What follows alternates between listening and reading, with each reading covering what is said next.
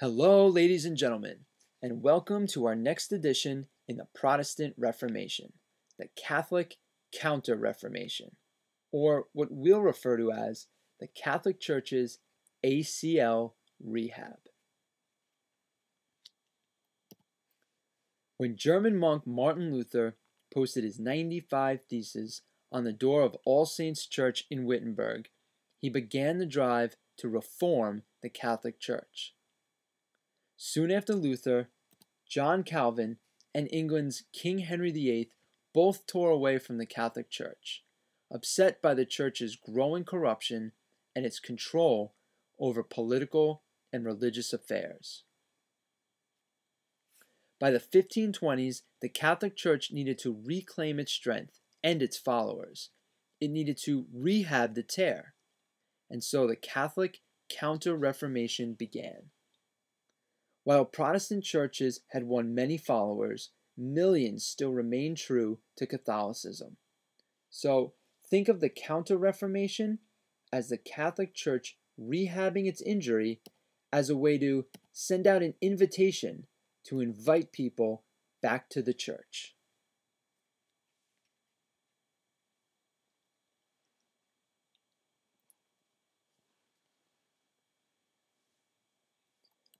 Pope Paul III was influential in leading the movement to reform and renew the Catholic Church. In 1534, he called upon Catholic Church leaders to meet in Trent, in northern Italy. Here, at the Council of Trent, Catholic Church leaders agreed on traditional doctrines, including that the Church's interpretation of the Bible was final. Any Christian who substituted his or her own interpretations was a heretic. Catholic leaders agreed that Christians needed faith and good works for salvation. They would not be saved by faith alone, as Martin Luther had argued. Pope Paul III also directed the Church to stop abuses, such as the false selling of indulgences. And he officially recognized a new religious order, the Society of Jesus, or the Jesuits, founded by Ignatius of Loyola. This new Catholic order emphasized meditation and prayer, and the Jesuits sent out missionaries to convert non-Christians to Catholicism. The missionaries emphasized meditation and prayer and were trained in both classical and theological studies. By doing so, missionaries of the Jesuits hoped to stop the spread of Protestant churches. To help spread and strengthen their message, Jesuits founded many schools throughout Europe. Today, at least 28 colleges in the United States represent the work of Jesuit higher education, including Boston College, Georgetown, Fordham, and of course, Loyola, Maryland, named after Jesuit founder Ignatius of Loyola. However, the Council of Trent's reforms weren't without controversy.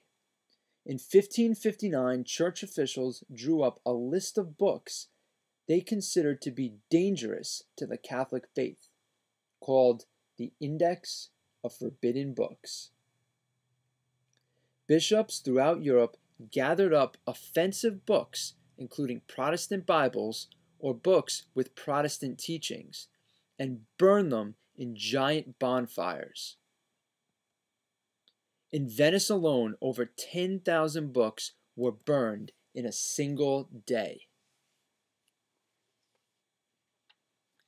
In an effort to strengthen the Catholic Church and stop the spread of Protestant churches, the Church launched a series of trials to find and punish heretics, people suspected of having beliefs that differed from the official church teachings.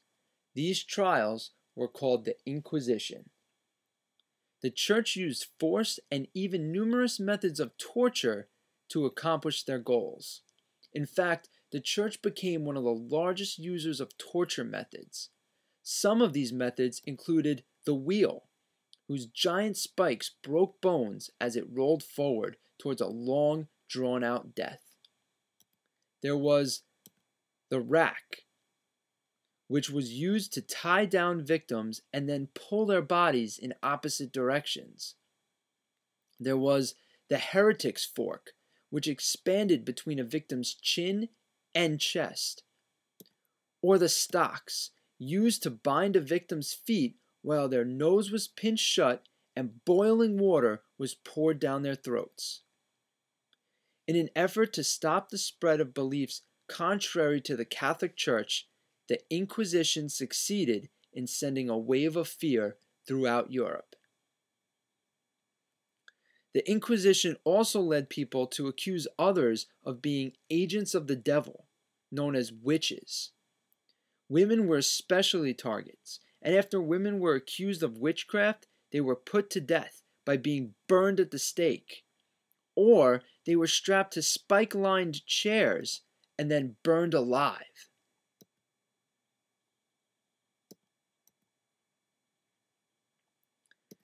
Jews also fell victim to persecution.